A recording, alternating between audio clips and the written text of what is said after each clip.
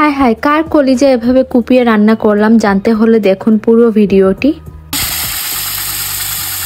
আসসালামু আলাইকুম এভরিওয়ান, সবাই কেমন আছেন? আশা করি সবাই অনেক ভালো আছেন। Welcome to my another new video. আজকে আমি দেখাবো কিভাবে কলিজার গ্রিল বানাতে হয়, খুবই সিম্পলি, খুবই ইজি একটা ওয়েতে। তো এখানে আমি প্রথমে কলিজাটা খুব ভালো করে গরম পানি দিয়ে অনেকক্ষণ ভিজিয়ে রেখে খুব ভালো করে ধুয়ে পরিষ্কার করে নিয়েছি। তারপর এখানে দিয়েছি লবণ, আদা বাটা, হলুদ, মরিচ, ধনে, জিরে, পাঁচফোড়ন, গরম মশলার গুঁড়ো আর দিয়েছি একটুখানি টমেটো কেচাপ। তো সব কিছু দেওয়ার পরে খুব ভালো করে এটা আমি মেখে নিব।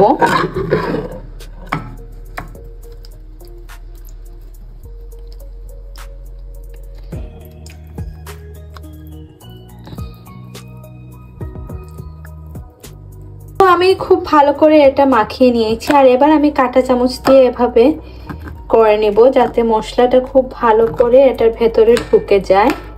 কি টাইটেল আর থাম্বনেইল দেখে মনে করেছেন এটা আমি মানুষের কলিজা কুপাচ্ছি? আরে না, এটা ছিল গরুর কলিজা। এই ডিজিটাল যুগে তো মানুষ আয়রনি একটু বেশিই পছন্দ করে, তাই আমিও আপনাদের সাথে একটু আয়রনি করে নিলাম। Sorry for that. তো এখন আমি প্যানে তেল দিয়ে দিব। তো তেলটা গরম হয়ে গিয়েছে, এবার এটা আমি তেলের মধ্যে দিয়ে দিব। আর এখানে আমি অল্প পরিমাণে লেবুর রসও অ্যাড করে নিয়েছি শেষে। তো তেলটা গরম হয়ে গিয়েছে, এবার আমি এটা দিয়ে দিব। এই তো ফাইনালি রেডি আমার কলিজা গ্রিল। তো দেখেন কতটা সুন্দর হয়েছে আর দেখতে কতটা ডেলিশিয়াস মনে হচ্ছে।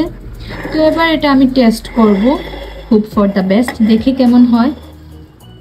তো এবার এটা আমি ট্রাই করব, দেখা যাক।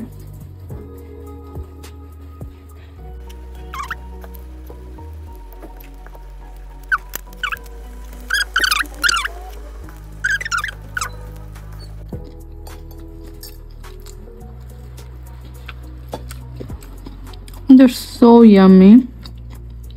আপনারা একবার হলেও এটা বাসায় ট্রাই করবেন।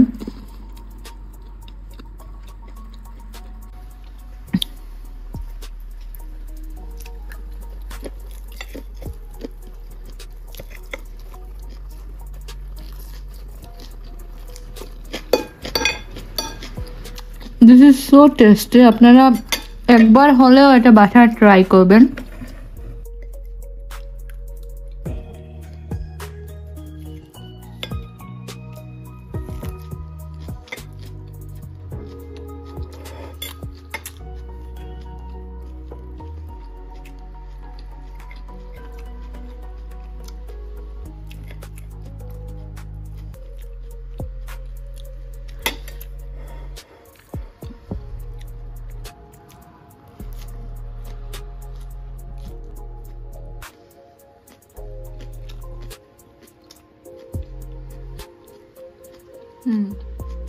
তো আজকের মতো ভিডিওটা এই পর্যন্তই। দেখা হবে নেক্সট কোনো ভিডিওতে। সবাই ভালো থাকবেন, সুস্থ থাকবেন আর হ্যাঁ, অবশ্যই রেসিপিটা ট্রাই করবেন। আল্লাহ হাফিজ।